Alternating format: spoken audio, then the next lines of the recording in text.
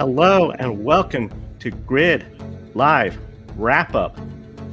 NASCAR Cup Series Southern 500 saw a new winner added to the playoffs and list of Southern 500 champions. The NTT INDYCAR Series championship will come down to Nashville after a wild weekend at the Milwaukee Mile. Plus, Formula One at Monza and MotoGP at Aragon both saw some home country heroes taking the win. Joe Samaniego along with Kobe Lambeth from Grid Tonight. A big thank you to our Patreon investors calling the show, Mark, Robin, David, and Matthew, for investing in the Grid Network. You too can invest in the Grid Network. Link in the video description. We appreciate also Buy Me a Coffee and YouTube Super Chat. Let's get started with the NASCAR Cup Series. And one of the big things, the playoff field is set. And again, we have another different winner for 2024, bringing the total number of drivers to 14 in the playoffs through win with a 3-wide move entering turn 3. On the inside of Ross Chastain, Kyle Larson, Chase Briscoe puts himself in the playoffs, joining the other 13 winners, plus the 2 drivers in through the points, Ty Gibbs and Martin Truex Jr. I have to say, and especially in the chat, would love to hear your thoughts. Can you imagine how big this would have been if Ty Gibbs or Martin Truex Jr. could have been out, depending on how Richmond had gone without that overtime caution? Definitely share your comments and questions in the chat room. I got to say, overall, with the playoffs, Martin Truex Jr., as we're entering the playoffs, he crashed on lap 2 of the Southern 500. He said in the interview it was a silly mistake. But this is a trend that has been continuing for quite some time, now 11 races. Jackson Todd and I talked about it on the pre-race show on Saturday. He has a streak now of 5 races where he has finished 20th or worse. Truex has no momentum entering this playoff season, and this is his final season full-time. It's not going to be easy for him to advance into the round of 12, and frankly, the way he is running, I just don't have confidence in him unless he somehow finds something, gets hot. But with Atlanta, that's going to be a wild race. Watkins Glen, not exactly his cup of tea. Bristol, it's Bristol. Anything could happen. Maybe he could get a win. But one of the big things, how ironic, the driver replacing Martin Truex Jr. won the race where Truex almost got himself eliminated because of a mistake in the Southern 500. And of course, with Chase Briscoe getting that win, that means Bubba Wallace, Ross Chastain, they're the part of the other field that missed out and are not going to be in the playoffs. Bubba Wallace got caught up in a crash that also took Ty Gibbs. Ty Gibbs was able to keep going. Both drivers kept going. Chastain made a very bold move, staying on older tires to gain track positions. Looked like it was working out a bit, but once he and Kyle Larson got side by side, Chase Briscoe with the clean air got the momentum, got around him, and Chris Buescher, he did everything he needed to do. Just unfortunately, new winner, he was out, and it just really has to emphasize how important this NASCAR Cup Series championship works, where you need that win. Because the last time we were here at Darlington, Chris Buescher almost had that when Tyler Reddick squeezed him into the wall. Post-race, the two of them got into each other, and Chris Buescher said, I needed that, pointing at that sticker. He never got the sticker for the rest of the regular season, and he is now sidelined for the playoffs. He'll still be racing for wins, but a lot of people, including Chris Buescher, will probably be thinking about what would have been had they won the Goodyear 400 at Darlington earlier this year, because the Southern 500, nothing really working out for him. Now, one person that missed out on the regular season championship for the regular season, Kyle Larson. Larson lost it to Tyler Reddick, who was sick, had some sort of stomach bug, was not comfortable in that car. He claims the regular season championship by 1 point. Of course, a lot of folks have to think about why 1 point is a big difference. Coca-Cola 600, Kyle Larson at the Indy 500, the weather situation, missed out on that race. What could have been had things gone differently that day with the Indianapolis 500, the Coca-Cola 600, and the weather. But one of the big things, Kyle Larson, he is entering at plus 35 in Atlanta. And this is not the old Atlanta. We got to remember, this is the wild card Atlanta, the super speedway Atlanta. So where we saw Martin Truex Jr. with a plus 56 advantage entering Darlington, whittled down to nearly getting eliminated, none of the playoff drivers are absolute safe to go to the next round unless you get that win, because we've seen drivers have bad luck in Atlanta. You could have something situation similar to Martin Truex Jr., but occur to you, Kyle Larson, or to you, Christopher Bell. Next thing you know, you could be below the cut line, and especially if a driver such as Chase Briscoe, Harrison Burton, Truex, or Gibbs gets in. And overall, with Gibbs, you got to look at that too. You have 5 Chevrolets, 4 Rick Hendricks, and of course, Daniel Suarez. One of the big things, Toyota, they got all the Joe Gibbs racing, plus 2311 with Tyler Reddick, who is the regular season champion. Bubba Wallace almost getting in there, but just unfortunately, things not working out. But 6 Fords in the playoffs, 3 Penske team drivers. You got to count the Wood brothers with their Penske Alliance. And then, of course, Stewart Haas Racing with Chase Briscoe getting that win. What an amazing effort for him. And overall, it is a fairly even split when it comes to the manufacturer, which is a bit of a surprise because we got to say, earlier in the year, we kept talking about how Fords, they seem to be the third place manufacturer when it came to Chevrolet, Ford, Toyota. Now, they got quite a few cars in the playoffs, and one of the big things, you got to ask yourself, can Harrison Burton, can Chase Briscoe and their Fords advance to the round of 12? Atlanta would be a great opportunity for the Wood Brothers racing. I just don't see them having the pace, especially at Watkins Glen. Bristol, a short track, Chase Briscoe could be really good there, but I think you really don't want to be in a must-win situation. Really, with this round, with these 3 races, I think it's going to favor the heavy hitters, the ones towards the top of the playoff standing when we enter Atlanta, unless you have that wild race where you get caught up in a crash. One of the big things, the Southern 500 compared to Daytona, it was not that wild race at the end of the regular season. Overall, we saw clean racing for stage 1, stage 2. The only stage caution, stage 1 was, of course, on lap 2 when Martin Truex Jr. and Ryan Blaney got together. Both of them were done. Less of a wild card. You had only a handful of drivers where you know they could go out there and get a win. Chase Briscoe did not just get this win because he survived avoiding wrecks. He had a solid car. Stewart Haas Racing in general last night. Very good performance from all their team drivers. I know Josh Berry Gregson got caught up in that late crash, but overall, a good day. And for Stewart Haas Racing, how good it must feel. We won the Southern 500. Potentially, it could be the last time we see Stewart Haas Racing in victory lane, but at the Southern 500, a crown jewel race, Briscoe now has that crown jewel win. The 2024 Southern 500, which not only is a race where drivers want to win, have on their resume that they won the Southern 500. In case of Chase Briscoe, he punched his ticket into the NASCAR playoffs. I just feel Darlington Southern 500 was a really great regular season ending race. I am torn because originally I thought I would like to see the Southern 500 start the playoffs because then the objective is simple. Everyone just going out there to get the win. At the regular season ending race, still the objective is the same, but I think it just adds a little bit more emphasis that this is the Southern 500. You're going out there to get this win. Yeah, you might get into the playoffs, but this is the Southern 500 where as the first race of the playoff, we're talking so much about what are the other playoff drivers doing, not so much who's going out there for the win. So overall, a great day of racing for the NASCAR Cup Series yesterday, and of course, Labor Day weekend. Big holiday here. That's why myself, as well as Kobe, we're on the air to talk racing. And let's talk about what I thought was a very wild weekend for IndyCar standards at the Milwaukee Mile.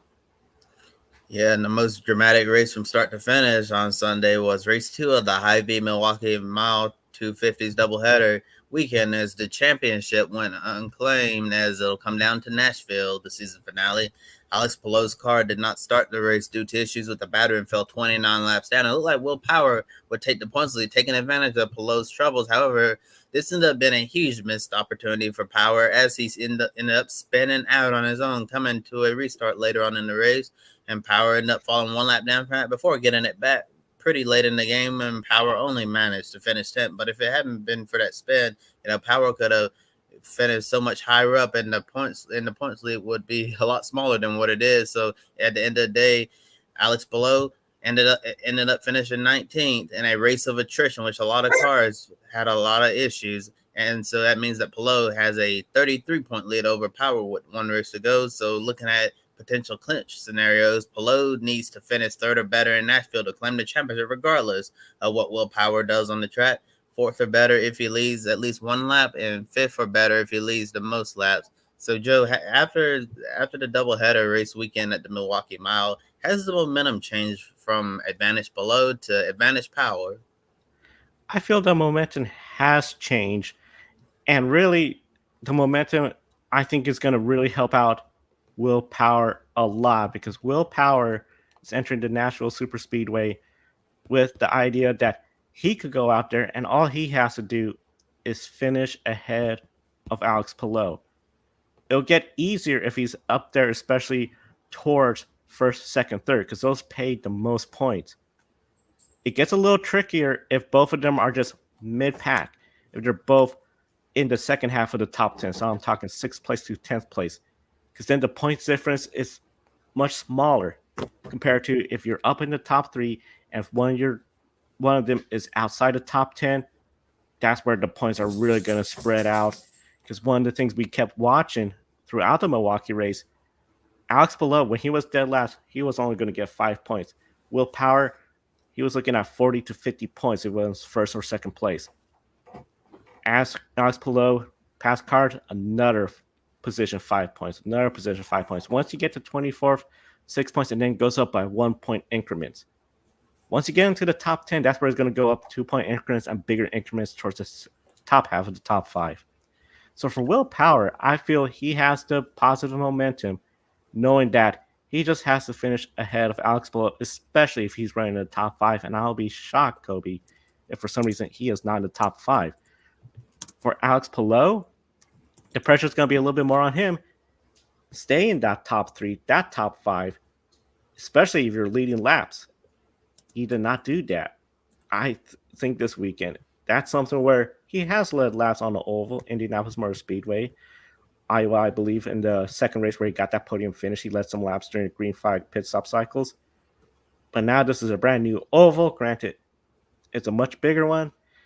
I think he's going to be a little bit more of the side race conservatively.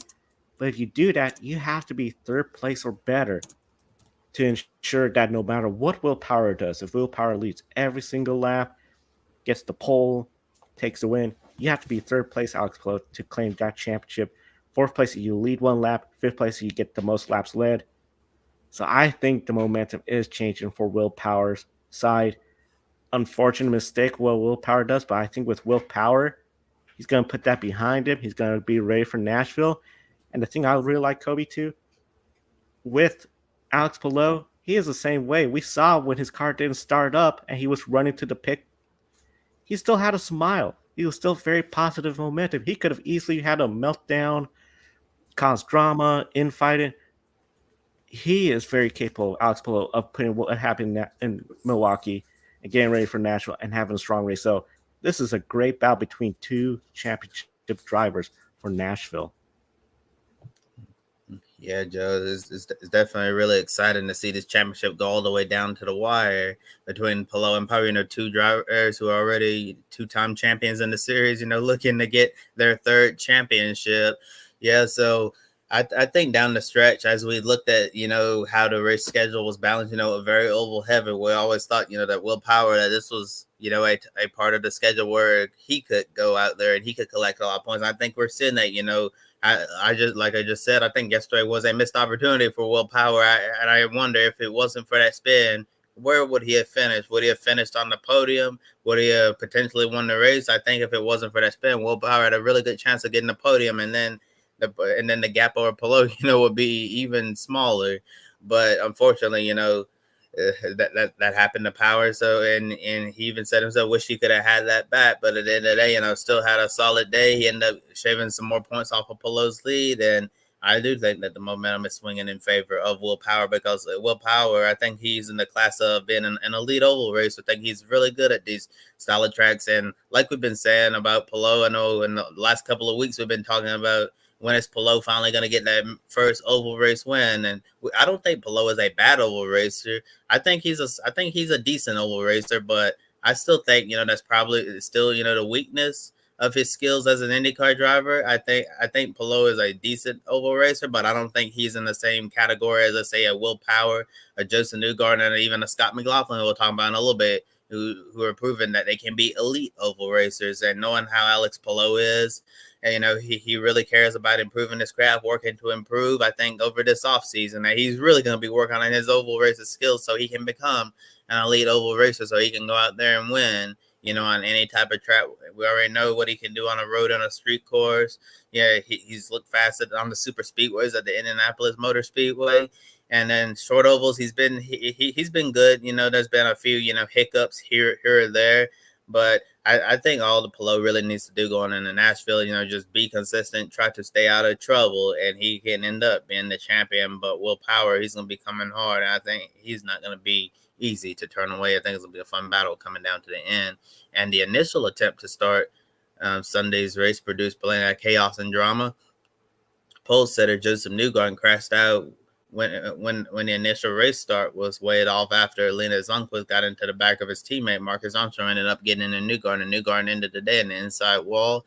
So it was not a good day for Joseph Newgarden. We thought that this could easily be a weekend for Joseph Newgarden. 2 races, 2 easy race wins. We know Newgarden, didn't have a chance at the championship, given circumstances that happened earlier in the season.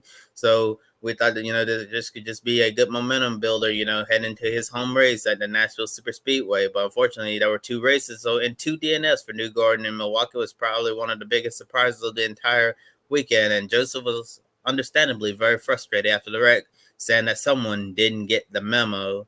Scott McLaughlin went on to win the short oval race, and now McLaughlin is third in the points. He is mathematically eligible for the championship, but his only realistic hope at becoming the champion is Alex Palou basically staying home and not showing up to race at all in the Music City. So basically, Scott McLaughlin is already eliminated, so to speak. Joe, was Newgarden's frustration due to the botched start, the dismal weekend altogether, or the fact that his teammates will finish ahead of him in the standing? I think it's a mix of all. I think it's a mix of them all too, Kobe. One of the big things I feel with Joseph Newgarden, he got the Indianapolis 500 win, which is a highlight. And we've talked about on this show, if you win the Indy 500, that's a good year. But let's be real too. There's still a championship. There's still multiple races. This isn't a driver that's just doing the Indy 500 only or oval only. If you were to take away that Indy 500 win or replace that Indy 500 win with, say, another regular track in the IndyCar season, it has not been that kind of a season for Joseph Newgarden, from being disqualified at St. Pete's, tracks where you should be the favorite to get the win and you didn't. When you got the win at Gateway, the controversy on the restart, and it's a team sport. No doubt Joseph Newgarden's team, the pit crew, got him ahead of Scott McLaughlin for that final restart. But still, Scott McLaughlin, he is looking really good. He could have easily won Gateway. He was looking strong all weekend. He got the win here, while Joseph Newgarden not having that great of a weekend. 2 DNFs. He's going to be third place behind his Penske drivers. That cannot feel good. I don't see this being an issue in Penske internally. All 3 drivers pretty safe. Joseph Newgarden, brand new contract. But you don't want to be the third best. You don't want to be, behind your teammates. I think Joseph Newgarden is going to be excited for Nashville to try to just end on a high note this season, move forward, and focus on 2025.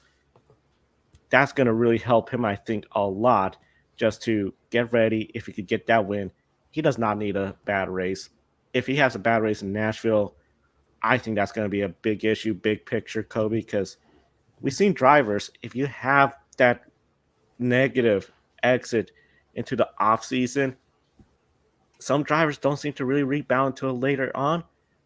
But with Joseph Newgarden, Team Penske, I think that's the kind of team they could just try to put it behind him, come to the first race of 2025, ready to go out there, get a win, and just put the season behind. And honestly, too, I'll also say this for everyone that has watched the press conference, Scott McLaughlin was there. There was a moment as Scott Dixon was leaving about this, the initial start where Joseph Newgarden got crashed out. And I almost got the sense that people are getting frustrated with the way the season has gone. And unfortunately, Team Penske, Penske ownership of IndyCar, there's that perception that there's some stuff going on where drivers seem to be a little bit frustrated. The media seems to be more critical. And I think Scott McLaughlin showed a little bit of that frustration with what he said after Scott Dixon left. So overall, I think for the Penske organization too, it's probably been a little bit of a frustrating year. And for Newgarden, which with the disqualification at St. Pete's, he's been the biggest center of attention for, unfortunately. Yeah, for sure. And speaking of disqualification, looking where Scott McLaughlin at the point, imagine if McLaughlin didn't get disqualified from St. Pete. He'd be right in the thick of the championship fight, with Power and Palou. So I'm sure McLaughlin, has to be wondering what could have been if it wasn't for what happened in St. Pete with the push to pass problem. Yeah, then we see him right in the thick of it. So, just an unfortunate situation. And by Joseph Newgarden standards, this has been a dismal year for him. Yeah, we didn't. It's been a long time since we've seen Joseph Newgarden, this low in the standings. The last time Joseph Newgarden, had such a rough season, it was very early on in his IndyCar career. It was an entire decade ago when he was still driving for Sarah Fisher. Yeah, so it's been a long time since we've seen Joseph Newgarden have a season like this, because he's usually a championship contender every year, and it's very strange to see him in the position that he's in right now, as we already know, starting off the year St. Pete, at the very bottom of the championship, and and finishing back there, and then went to Barber, the Indy road course, didn't have a good day there. Obviously, the great part of the season was winning the Indy 500, and then come to Detroit, end up finishing the back there. Had two bad races at Laguna Seca and Mid Ohio. It didn't win the Iowa doubleheader like we thought he would. Yeah, so. He still has some consistent finish at Iowa, but still not the best. And then two DNFs in Milwaukee. This has been a very terrible year for Joseph Newgarden. And like you're saying, Joe, I think coming to his home race and Nashville Super Speedway, he's going to want to do well. He's going to want to end the 2024 season on a high note and try to build some momentum going into 2025, because I have a feeling that Joseph Newgarden wants to make 2025 the season of redemption, where he's back in the championship fight, because he's been totally out of it this year. And getting back to the question that was asked, I do think that that the frustration we saw yesterday in his interview, I believe it was with Georgia Hannaberry from NBC Sports, that his frustration was just a combination of what has happened in this 2024 season. He's just sick, he's tired, I think that at this point, Newgarden just needs to get away from everything. I'm sure you've been in this place, Joe, where you're gonna get to a point where I'm like, what? I still love doing this, but I just need to step away. I need to take a step back, and have some time to myself. And once I do that, I'll be perfectly fine and ready to go. And I think that's what Newgarden needs to do. I'm sure after the frustration of getting taken out by the contact with Marcus Ericsson on Saturday night, that was obviously frustrating, because Newgarden was in contention to get a podium on Saturday night. Then that didn't go well, and then you think you're starting on the pole, I'm gonna have a chance to win, and then you get taken out on basically for the first lap of the race. Didn't even get to race on Sunday, so understandably he's frustrated from that start. But I think the dismal weekend as a whole, and then we know how competitive Newgarden is as well. If we've seen time and time again, Joseph Newgarden will make it to the Firestone Fast Six. He'll miss out on the pole by just a little bit. He'll qualify second. You think, I'm qualifying second. That's a qualifying effort. And he's given a frustration. He's showing his frustration in an interview, been like, I missed my mark in turn 7. That is unacceptable of me, and all that. It shows, how competitive he is. I'm sure it's going to sting to him when he's finishing behind his teammates, Scott McLaughlin and Will Power, because you're always, compared to your teammates in racing, you always want to beat them. So I think that, that Joseph Newgarden is going to go into hibernation over the off season, and then he's gonna come out of his cave when it's time to go race in 2025, and he'll probably be one of the main title contenders next year. And I did see Adam's comments down the screen saying that Nashville is Joseph Newgarden's home track, and he wants to do well on home soil, and we'll see if he's able to end the year on a high note there. And now moving on from Newgarden, let's talk about Colton Herta, who entered Milwaukee in a must-win situation to keep his title hopes alive. But those hopes ended on Saturday when his pit crew didn't tighten his wheel, which came off on the track. So yeah, I guess you picked a fine time to leave me, loose wheel. Yeah, and this ended up causing Herta to lose multiple laps. Pato O'Ward's title hopes also ended when the gearbox issues took him out of Sunday's race. Also impacted his teammate Nolan Siegel as well. No, the team principal Gavin Ward said after the race that Aaron McLaren was going to look at the gearbox issue and see what the team can do to prevent this issue from happening again. So some interesting gearbox issues there in the Aaron McLaren camp. But Pat O'Ward did end up winning race one, so it wasn't a complete lost cause for him. O'Ward even said that, the highs of the highs on Saturday and the lows of the lows on Sunday has basically been what his season is like. I think Newgarden and O'Ward have had similar season. 1 week you're riding the highs of the high, and then the next week, you're down in the dumps with something just going wrong.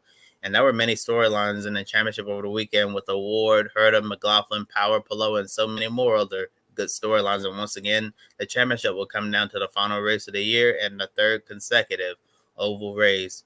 Is the Milwaukee Mile and Nashville Superspeedway the perfect combo for ending the season? It does feel like the perfect combo. And honestly, I feel oval racing for IndyCar towards the end of the season, I think is a great move. I know we would love to see more ovals spread out through the season, but if you're going to have fewer ovals, try to cluster them towards the end of the season, because one of the things Laguna Seca as the season finale race in the past, we've seen that role, especially with kart back in the day, but you knew the racing, it wasn't exactly to the level of an oval where on an oval, we saw Connor Daly that first day go from 25th to 3rd. A lot more room for passing, making moves, and a lot more room for mistake. The road courses, plenty of areas for mistake, especially a tricky track like Laguna Seca. And with the last couple of years, Laguna Seca has been a little bit of a crazy race. But there's only 3 or 4 drivers that are realistically going to win from the first 3 or 4 rows. The passing is not, there's maybe 3 or 4 passing zones in a road course. Oval, just about every lap, every straightaway, every corner is an opportunity. So I do see where the ovals do give more opportunities for drivers to go out there, try to claim a win. If you're in the championship and you have a poor qualifying effort, more room to work towards the front. If you have a great qualifying effort, that doesn't guarantee you might have a good race. You might miss the setup for the race and fall towards the back, and you're working on it throughout the entire race to fix that. So this is a great combination we got with the Milwaukee Mile, a short oval, a historic oval, not only for IndyCar, but just in general motorsports, produce great racing. I was losing track of all the different storylines we've had, from Palou, Power, McLaughlin. Then you even had Colton Herta coming up. He was in a must-win situation. I was thinking, if he gets this win, my goodness, we could have potentially 4 drivers going for this championship. Insane. Now you got Nashville Super Speedway. You got realistically 2 drivers battling for the championship. Scott McLaughlin, mathematically is eligible, but once Palou takes the green flag, he's done. Everybody else is going for the wins. I think Nashville's going to have even more storylines throughout this race. You're going to be having a fun time following this race at Nashville, and I think this is just a great way to end that season on a high note. Nothing wrong with Laguna Seca ending the year last year and Portland clinching the championship that same year when Alex Palou claimed it. But the oval races, it's just a much different breed of racing compared to road course, street course races. Street course racing, I know Long Beach a few years ago was a great atmosphere vibe, but we saw that championship essentially determined on lap 1, the hairpin corner, when Pecco Bagnaia got spun out, and then it was just a typical street course race. Even if for some reason Will Power and Alex Palou crashed on the first lap, in the championship's claim, we're still going to have a very entertaining race that's going to leave you on the edge of your seat at Nashville. So I think IndyCar has to do this. Keep a cluster of ovals towards the end of the season because we are seeing some fantastic racing and great storylines playing out. Yeah, definitely. I think it's a really good move for IndyCar to end the season on an oval. Like you said, nothing against the season ending on a road course. I know for so long the season finale was at Sonoma Raceway, and then they shifted to Laguna Seca. And like you're saying, Joe, the season finales at Laguna Seca in recent years, were kind of crazy and chaotic, especially last year's race, which is just absolutely wild. And then this year, moving to Nashville Super Speedway. Originally, it was supposed to be on the streets of downtown Nashville, and we already saw how chaotic that crazy street circuit was that they raced on, the last couple of years or so. Can you imagine if we were going there? Because that Nashville street circuit, it reminded a lot of people of the streets of Baku and Azerbaijan, because of how crazy it was, all the wild stuff we saw. That would have been probably more of a wild card than, this Nashville Super Speedway. So I guess the drivers in that sense should be lucky that we're going to the Nashville Super Speedway instead of racing on the downtown, on the city streets of the Music City. But yeah, I'm looking forward to the Nashville season finale. I think it's going to be phenomenal. And especially, like you say, there's a lot of overtaking opportunities on this oval track, and we'll see who's able to rise to the occasion here. And overall, doing our final reflection on Milwaukee, both races had a great crowd, especially yesterday afternoon. We saw plenty of passing. A lot of people were concerned, after the racing we saw at Iowa, and then Gateway. A lot of people were, well, not necessarily Gateway. I thought Gateway was actually fantastic. It was just the Iowa weekend, where we saw very limited passing. Once they got spread out, it was very difficult to make anything happen. So great to see that Milwaukee produced a great show with on-track product. We also saw the drama we've already talked about, and lots of surprises like Connor Daly getting Junko Hollinger racing his first podium in IndyCar, and Santino Ferrucci a pair of fourth place finishes in those races. Great run for Juncos on Saturday, and a great weekend overall for Santino and the AJ Foyt racing crew, who is clearly utilizing their alliance with Team Penske to the fullest. However, there's still some controversy over race control's decision making, which has honestly been a story, of the entire 2024 season. It seemed like we're talking about race control every other show here. And then the start of Sunday's race, another concern, and also potential concerns about the hybrid engine impacting the championship. I know when we saw Alex Palou come to a stop, we all thought about, oh no, it's the hybrid. And we were thinking, are we really going to see this impact the championship? And if that happened, that would have not been a good look for IndyCar at all. But thankfully, it was just a faulty battery that ended up, ruining Palou's start of the race. So I guess we're lucky in that sense, that it was just something simple like just changing a battery rather than a hybrid system failure. Yeah, so I guess IndyCar dodged the bullet there, not to mention the drama we saw over the weekend between IndyCar CEO Mark Miles and Pato O'Ward about IndyCar not making it to Mexico City. Joe, does IndyCar need this offseason to regroup? And how unfortunate is it that the championship seems to be overshadowed by negativity? And when you really think about it, it seems like this whole season been shadowed with negativity, because before the Indy 500, it was the Team Penske pushed the pass controversy and all that, and the penalties, and then some officiating as well throughout race control. And here we are at the end of the season. It still seems to be clouded by the same negativity. The same negativity. And something interesting, Kobe, I've always felt every year we'll have a driver occasionally say the comment about, I don't know what race control was doing. But I felt this year it has blown up. We're hearing that a lot more frequently. Then you have the controversy pretty much from St. Pete. Looked like Joseph Newgarden got the dominant win. Next thing you know, we find out after Long Beach, hey, him, Scott McLaughlin, they're disqualified. Pato O'Ward gets the win. That had a lot of people concerned because of the perception of Penske Entertainment, which owns IndyCar IMS, and then there's Team Penske. That perception of, is there some sort of something not kosher going on behind the scenes?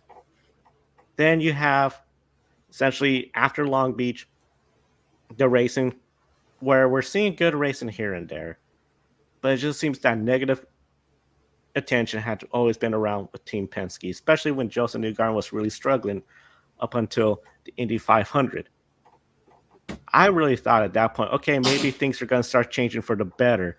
That doesn't seem to be the case because at the end of the day, I feel there is a frustration among drivers, among the teams, potentially sponsorships about the way the season has gone from the management side, the race officiating side, and overall, we have a great championship battle.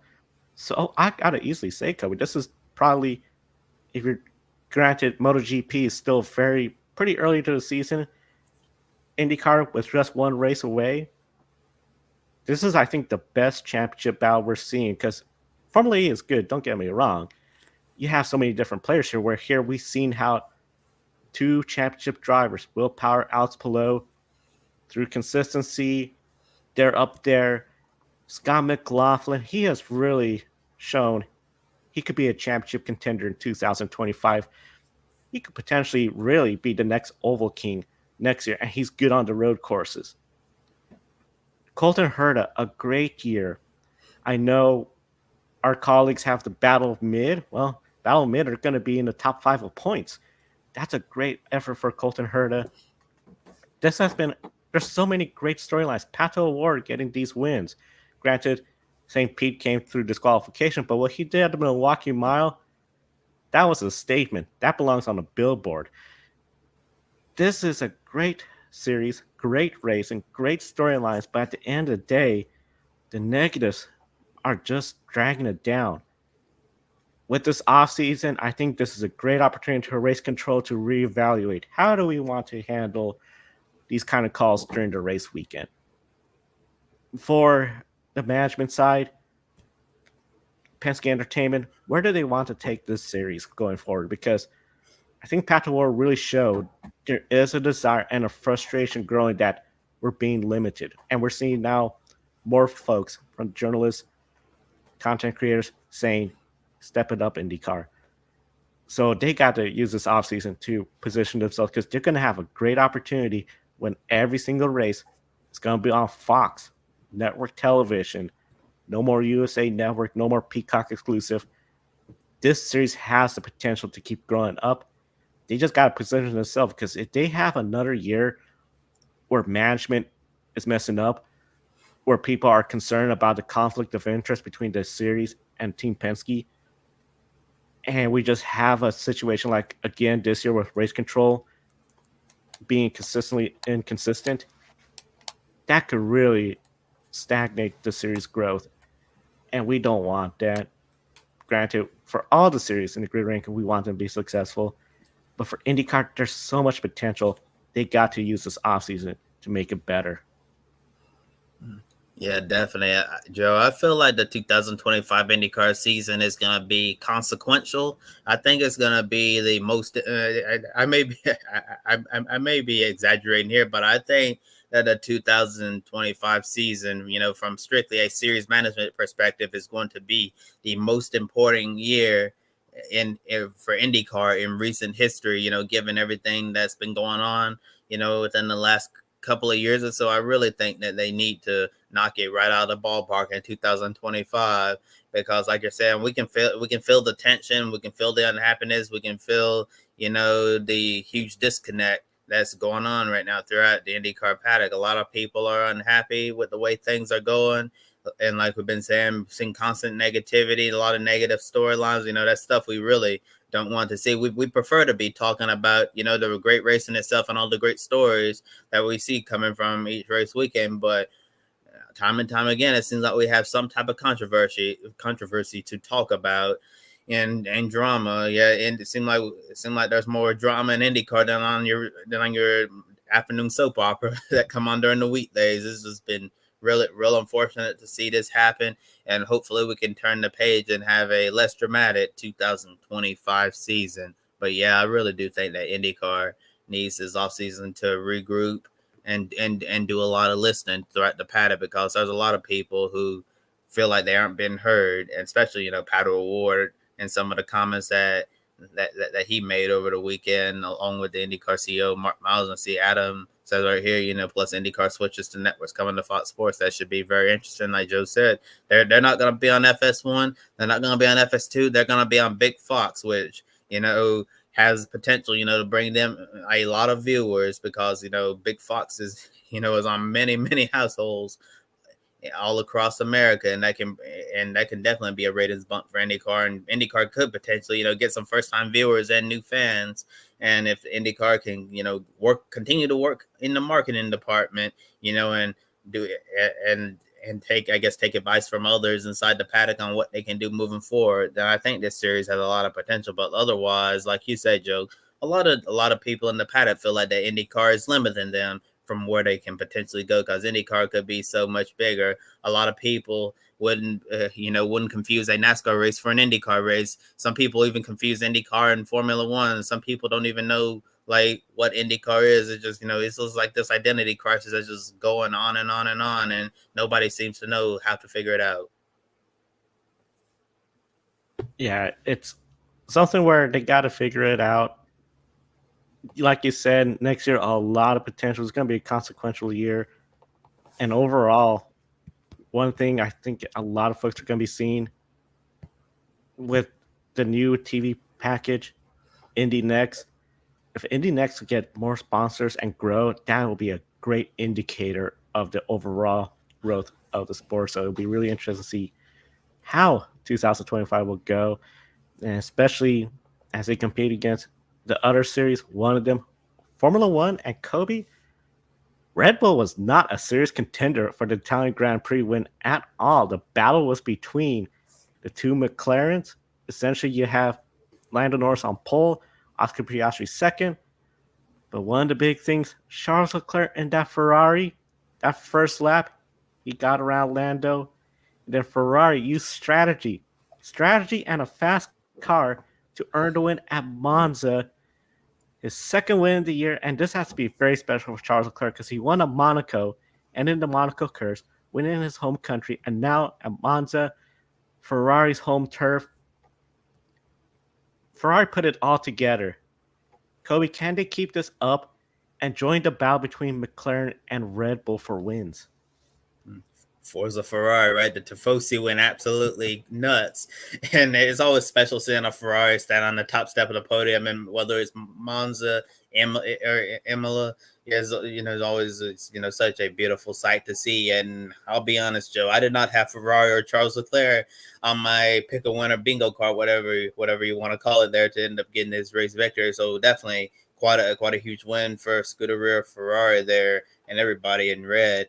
But yes, can they keep this up and join the battle between McLaren and Red Bull? To be honest, on a regular basis, I just don't see that right now. Maybe in 2025, if they continue to improve their car and heading into 2026 as well. But right now, I'm looking at, this in a few tiers. I think for the longest time, Red Bull has been in tier 1 alone, and then you had others, in tier 2. I think that we can finally say that McLaren is in tier 1 with Red Bull, and then I think in tier 2, you have Mercedes right behind, and I guess if Ferrari, and I guess I can say that maybe Ferrari's in tier 2.5, because sometimes they're in tier 2, sometimes they're a little ways back. So I think if Ferrari continue to improve and tweak their car a little bit, they can get in there, with Mercedes, but I think it's a tall order right now to say that Ferrari is going to be right up there week in and week out with McLaren and Red Bull. But still, nevertheless, when they have a track like Monza that suits their cars, they're going to take advantage of it. So I wouldn't count out Ferrari, winning a few more races this year. But I still don't think that they're in the same class as McLaren and Red Bull. I would have to agree with you with that 2.5, because tracks where that car is good, they're there. Tracks where they're not there, well, it's Red Bull and McLaren only, and maybe Mercedes. But what an effort at Monza. And for Red Bull, they left Monza with the Constructor Championship by only 8 points. On Saturday's show, Jackson, Justin, and I, we talked about how McLaren looked prime to get potentially the lead if they got the top 2. Even if Max Verstappen finished third, they'll still be a little bit behind, but very close gap. But Kobe, we talked about in the past Ferrari and strategy, and then the clown memes will usually show up. McLaren, I think, might be starting to go in down real. Another race where strategy didn't work out, a lack of team orders. McLaren appeared to let this one slip by again. Piastri got around Lando Norris. Norris had to back off. That allowed Charles Leclerc to get in between the two. I really thought they were going to do what we've seen a lot of times. You have one car will go longer, pushing the Ferrari to pit sooner, use the overcut, or one will go undercut, essentially squeezing out the Ferrari. And that did not work out. And then once we got to the closing laps, again, Oscar Piastri finishing ahead of Lando Norris. And Lando Norris is trying. He needs to gain on average 8 points per race. Second place would have been huge. Instead, he has to settle for third place. No discussion about the driver swapping positions. At Lando Norris, the driver's championship, it almost gives the appearance like McLaren doesn't see it as an important objective, to be honest. Do you agree that McLaren needs to take the driver's championship more seriously and utilize team orders? It's really funny, how yesterday's race turned out, Joe, because like you say, we usually make fun of Ferrari's strategy and all of that. So basically what happened in Monza was McLaren pulled a Ferrari, which ended up handing a race victory to Ferrari, which is the funniest thing, that I've seen in Formula One in quite a minute. And I'll never say that I want to see team orders. I don't really like to see that stuff in racing. I think most people out there would totally agree with that. But when you're looking at it from a business perspective, I think it will be very important for you to make Lando Norris your top priority. And Joe, it's interesting you say that the drivers' championship doesn't appear to be an important objective. Like, I don't understand why McLaren will feel that way. Like, look at the point standings now. I know, advantage is still in Max Verstappen's favor, but that Red Bull car seem to kind of, I don't want to say they're falling off a cliff yet, but they're not what they used to be in the past. McLaren has caught up. The rest of the pack is also catching up to Red Bull, and Red Bull no longer has that advantage. Yeah, so right now, if I'm McLaren, I would see this as a massive opportunity. We need to make sure that Lando Norris is getting max points possible every single race weekend. If Oscar Piastri is ahead, then we need to get Lando Norris around Piastri, so he's ended up getting max points and cutting the gap down to Max Verstappen. And since since Formula One has all of a sudden, become so unpredictable after being predictable for the last couple of years or so, I said now we need to see McLaren take advantage of everything that's been happening up there. And in situations like we saw yesterday, they're not going to take advantage of the situation in the drivers' championship. I think that Max Verstappen is probably still going to, end up being the favorite to win this championship, despite Red Bull's car falling off in the second half of the season. But it's still not over yet. You don't need to concede the drivers' championship yet. There's still an opportunity out there. You just need to keep pushing, until you're no longer mathematically eligible. I think that Lando could make this drivers' championship very interesting.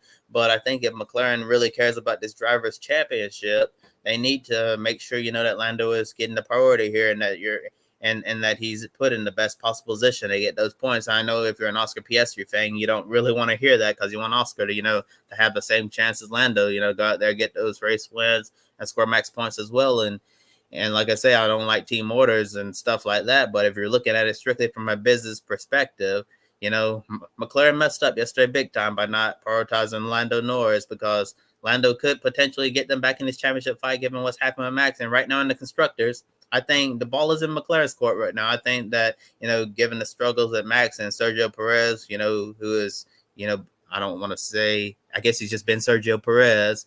Yeah, so if you have Piastri and Norris, consistently getting points finishes like they got yesterday. Yesterday was not a good day for them in the Drivers' Championship, since they didn't get the win, but it was a really good day for them in the Constructors. If they can keep this up, they can at least win the Constructors.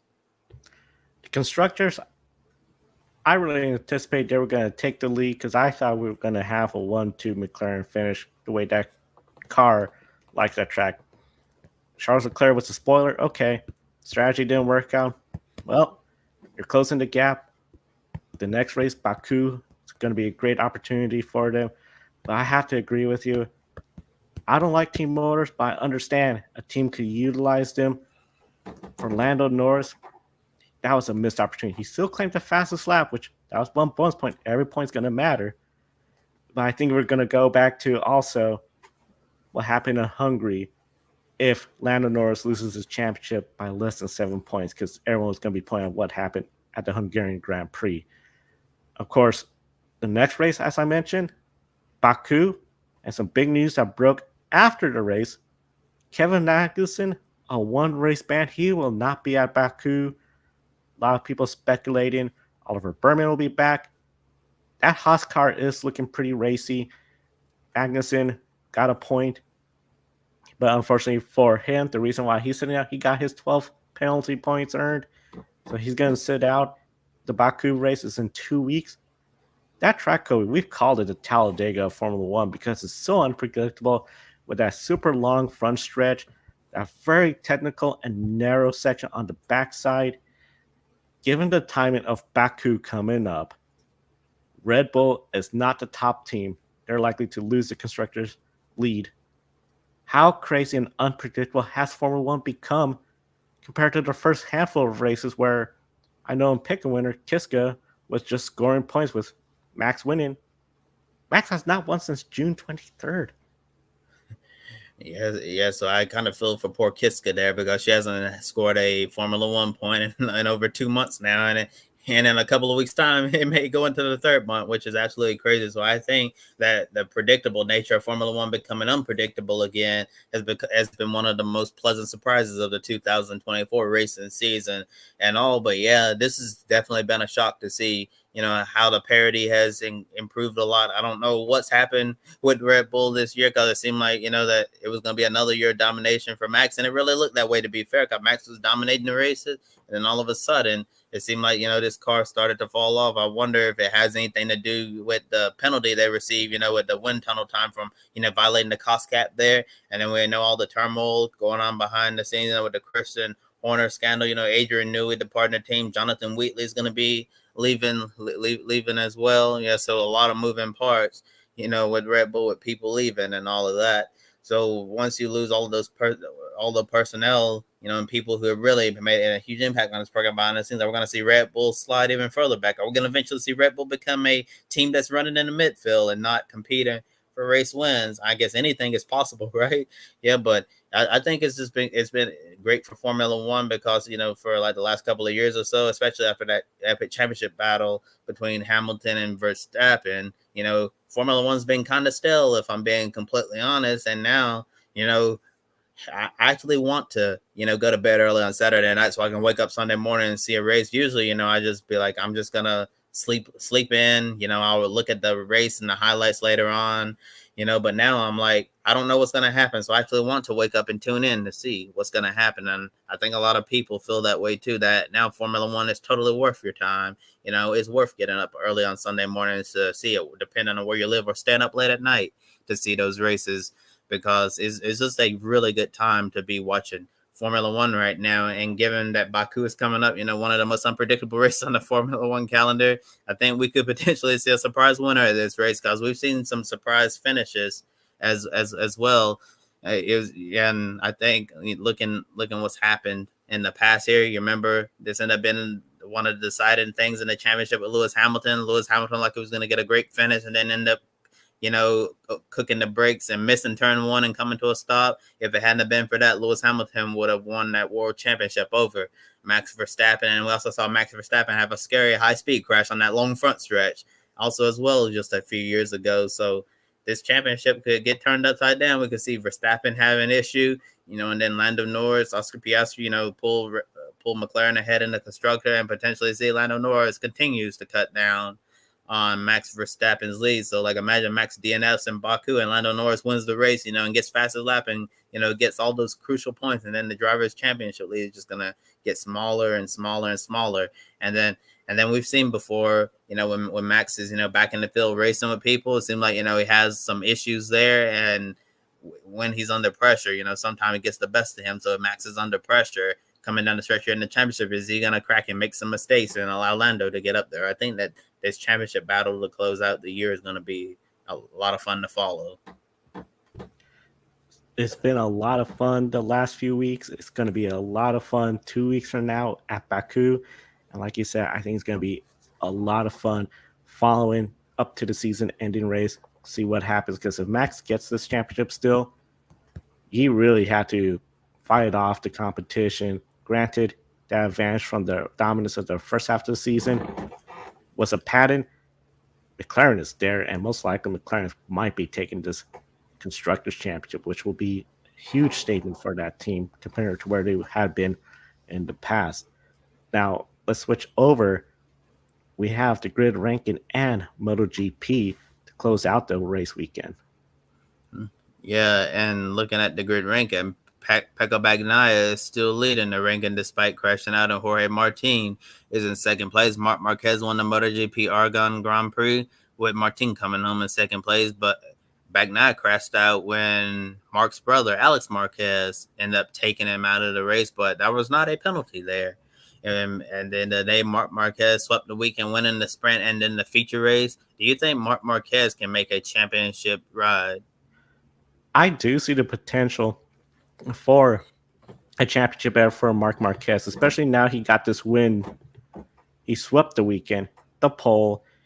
We're no longer saying, can Marc Marquez do it? Now is, will he do it again? Because once he starts, he's hard to beat. The Gresini Ducati team, those are some good bikes he has there. And then, of course, next year, he's going to that factory team. So I have a lot of confidence Marc Marquez can really bring the fight to Jorge Martin and to Pecco Bagnaia, his future teammate. For Ducati, they'll still love to see their factory team rider take the win. But if Marc Marquez could bring that and then somehow get the championship and go to the factory team, the Ducati team is going to be very excited about that. And overall, this championship is going to be very exciting. I think a three-way battle because we still have, I believe, 8 rounds left, but all of them have that sprint race. So a ton of points on the line. You have Jorge Martin, who's leading the points, 23 points over Pecco Bagnaia after that scary crash. He's going to be leaving to Aprilia. So a lot of people have been saying, oh, Ducati may start cutting him off. He's still looking fast. Pecco Bagnaia, last race weekend, he stepped it up. Looked like he was going to run a smart race weekend, just keep the points, score points. Alex Marquez, he didn't get a point, but I got to be honest, Kobe. I feel he should have gotten some sort of penalty. You cannot just run wide, know there's a rider behind you, and then just reassume the racing line because Pecco was right there ahead of him. That's how Pecco ended up underneath his bike.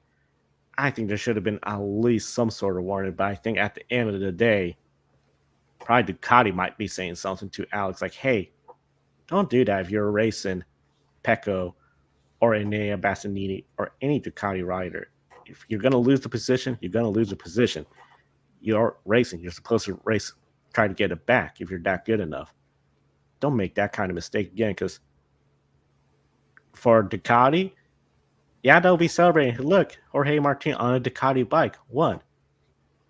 But he's leaving for Aprilia next year. So they would really like to see Marc Marquez or Pecco Bagnaia get the championship. And Marc Marquez truly, I think, could do it again.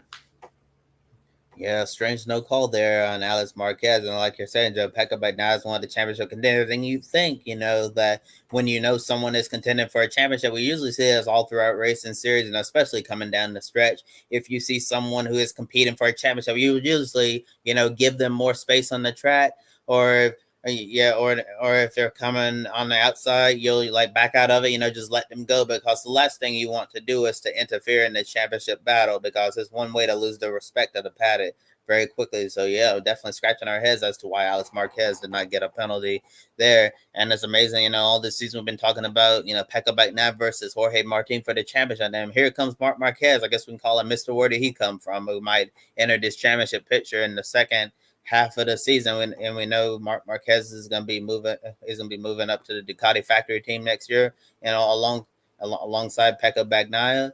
Yeah, so it's going to be a lot of fun to see what Marquez is able to do next year. But he's already showing what he can do this year on the current bike that he's on, and it'll be interesting to see what he's going to do as we get deeper into the second half of this 2024 MotoGP season. And also looking at other parts of the grid ranking, IndyCar's Alex Palou dropped to 5th place, and Max Verstappen is now 6th. I remember at one point we thought Max was going to run away with the grid ranking, and now he has a lot of work to do if he wants to end up getting back on top So both drivers have yet to win since June 23rd, and their championship dominance has diminished. However, Sebastian Ogier is in third place from World Rally Championship. And the funny thing is, Ogier is only running a part-time schedule, and he could end up being the grid ranking world champion, which will definitely be a first for all of us here. And Marc Marquez back in the top 10 of the ranking as well. I don't remember the last time we've seen Marc Marquez in the top 10 of the grid ranking. Probably since the last time he was up there, it was like right before I got here at Grid Network. So it's been a while for Marc Marquez been up there so high. So Joe, here's my question for you: is the grid ranking more competitive this year compared to prior seasons? Because usually it seems like we have just one main protagonist and someone who may or may not get there, but it seems like this year it's anyone's game. Yeah, it seems like this year's anyone's game because 2020, I know we had a lot of lead changes that year. It was a very unique year because of schedule changes here and there, the lack of races or a plethora of races that occurred with the pandemic. But we still had, I believe, 3 or 4 individuals that everyone saw as they're going to claim the grid ranking. This year, I mean, MotoGP, their season still has a good number of races left. You could see Pecco Bagnaia go on a slump or Jorge Martin, Marc Marquez go on a hot streak and climb up the grid ranking. Plenty of time for that. IndyCar, there's only one race left. Alex Palou's in the top 10. I assume if he has another strong run at Nashville, he'll likely stay in the top 10, potentially that top 5. But look at supercars, still good number of races left, especially since they have a couple double headers, plus the big one, Bathurst 1000. Will Brown could easily be another contender. So really, it's going to be interesting to see who could step up their performance. Max Verstappen is not dominating like he used to. Last year, he just, with his domination, led from start to finish the grid ranking. No contest. It looked like it was going to be that earlier this year. Now, I say there's probably 7 individuals, Kobe, that could potentially go out there, get the grid ranking championship. And one of them being Sebastian Ogier, who's not running full time, but it just so happens when he runs, he tends to win. And none of the full time drivers are winning except Neuville and Autonic, 1 win apiece, I believe. So it's just a fascinating year. We're seeing fascinating racing across the board. We're not seeing somebody just dominate. Even though I'll be honest, Pecco Bagnaia, the reason why he got that significant lead, he got a lot of the wins in the Grand Prix. But this is where in MotoGP that sprint race comes in because Jorge Martin has more sprint races wins, and that's how he got the championship lead in MotoGP. But now you got Marc Marquez entering the picture. So many players for this grid ranking world championship. It is a very exciting year. Yeah, for sure. And there's no telling who's going to end up winning. I know in World Rally Championship, we've been talking about face of the series and who could potentially step up, as the next dominant full time driver. But it seemed like every time we have a rally, you have the part timers, Collie Rovanperä, Sebastian Ogier just dropping in and taking race wins. I think it would be very remarkable to see a part-time driver win the grid ranking if it comes down to that. And I think that will also expose, the situation we've been talking about for over the last year on World Rally Championship as well, of who's going to be the next Sebastian Ogier, who's going to be the next Sebastian Loeb. That those are the 2 main names that even if you don't follow rally racing, if you know absolutely nothing about World Rally Championship or how it works, if you're a racing fan, you know the name Sebastian Ogier, you know the name Sebastian Loeb. And before he dropped the part-timer, I have a feeling a lot of people are beginning to know the name Collie Rovanperä, but other names out there, probably not going to know some of the full-timers. And that's definitely a problem that we're going to have to continue to follow. And Joe, you mentioned all the opportunities to score points for supercars. I say, thankfully, all the sprint races are behind us, and now we're entering the enduro season. And supercars got the Sandown 500 coming up on September 15th and October the 13th. The Great Race, the Bathurst 1000. Before end of October, middle of November, into the season on the Gold Coast and Adelaide. So still a lot to play for in supercars. So we'll see how those drivers are going to be able to do in the ranking at the end of the year. And taking a look at the full grid ranking, we have a plethora of IndyCar drivers taking positions 13th through 16th, Lando Norris in 17th. And then you have Charles Leclerc, who moves up into 21st place after his big win in the Italian Grand Prix at Monza. So, Joe, after looking at the grid ranking in full, what are some of the big surprises that stand out to you? Some of the big surprises is when you look at Charles Leclerc, granted he has 2 wins, he is so far back. Consistently has not been there. And of course, Formula One, we're seeing a lot more competition where you have Mercedes, Lewis Hamilton getting a win, George Russell. The only real driver that had been dominant, but that was the first part of the season, has been Max Verstappen. That's why he's still in the top 10. Alex Palou, despite not winning a race since June 23rd, same day as Max Verstappen, his consistency still allows him to stay up towards the front. And you look at some of the others, like you mentioned, all the other IndyCar drivers are all clustered 13th through 16th. That has been a big surprise, and just showing how Max had been so dominant early on. You can see Lando Norris in 17th. But the biggest surprise for me, too, Tyler Reddick is the highest NASCAR driver in 20th. Everybody else is lower just because of the lack of consistency we're seeing in the NASCAR Cup Series. Granted, it's the longest season, but that has been the biggest surprise for me. They still have 10 races to go, so easily things could change.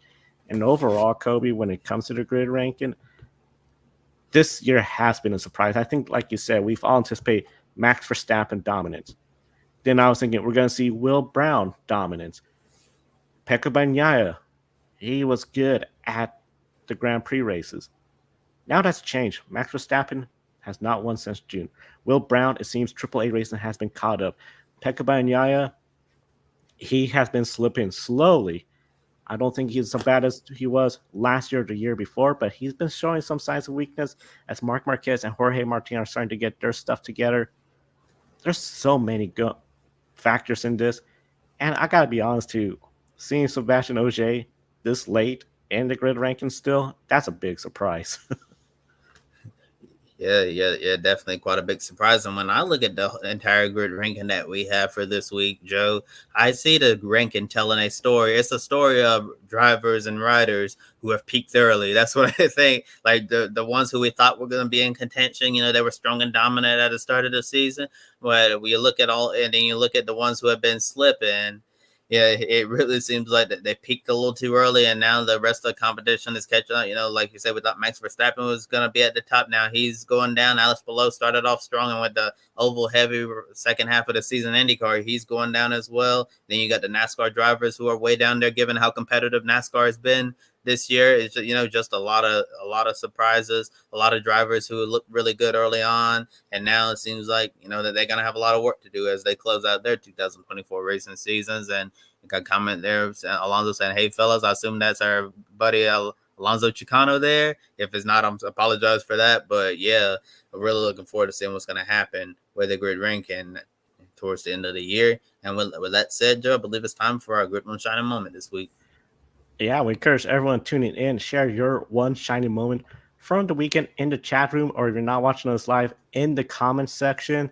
Love to see your one shining moment. I think there's several Kobe to choose from. So when it comes to your one shining moment, what is your shining moment?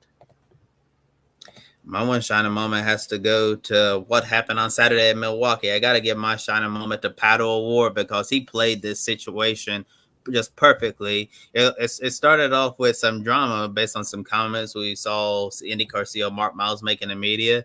Yeah, and I'm read the quote. He said that it's clear that Pato isn't as famous as the previously famous Mexican driver Adrian Fernandez, but Miles did say Pato's really gaining ground and that he's actually on some billboards now. Then Pato O'Ward, took a picture of a billboard right outside the track, and he's saying, "Guess who is not on a billboard?" And it was a picture of the NASCAR Truck Series. It was a billboard of the NASCAR Truck Series race that had happened just the previous week at the Milwaukee Mile. So exposing IndyCar's lack of market in there. And then Pato O'Ward used that as some of the fuel, to add to the fire to go out there and get that race win. And he responded by, wearing this sombrero, in the colors of the Mexican flag. And then he started referring himself to Pato who, being like, since he's not famous or well known, and then our own Jackson Lambros came up with his clever headline, for his race recap of race one. So definitely check that out on gridnetworktv.com, saying that Pato O'Ward had a billboard worthy performance, and I think that was the best way to do it. Pato had a lot of fun with the comments that Mark Miles made about him, and ended up basically proving him wrong in a way. That that he can have an impact on this series, that he can help transcend the IndyCar series if they'll just give him a little bit of help. Thought that was a very good way for Pato O'Ward to respond to those comments that were made. Very big, loud statement from Pato O'Ward. In the chat room, Alonso, the one and only. And shining moment, Chase move for the lead was spectacular. He feels bad for Bubba missing out on the playoffs. Gotta agree, Chase Briscoe making that move 3 wide entering turn 3. That could have ended disaster or triumph. Triumph for Chase Briscoe. He is now in the playoffs. My shining moment, also IndyCar, Connor Daly. My goodness, Kobe. This driver has been through it all. Last year, full-time with Ed Carpenter Racing, gets let go, replaced by Ryan Hunter-Reay. This year, he has an Indy 500 ride, fairly quiet. Juncos Hollinger Racing, the dramas they had going on, they split ways with Agustin Canapino. He comes in, okay, it's going to be a struggle. We know that's going to happen.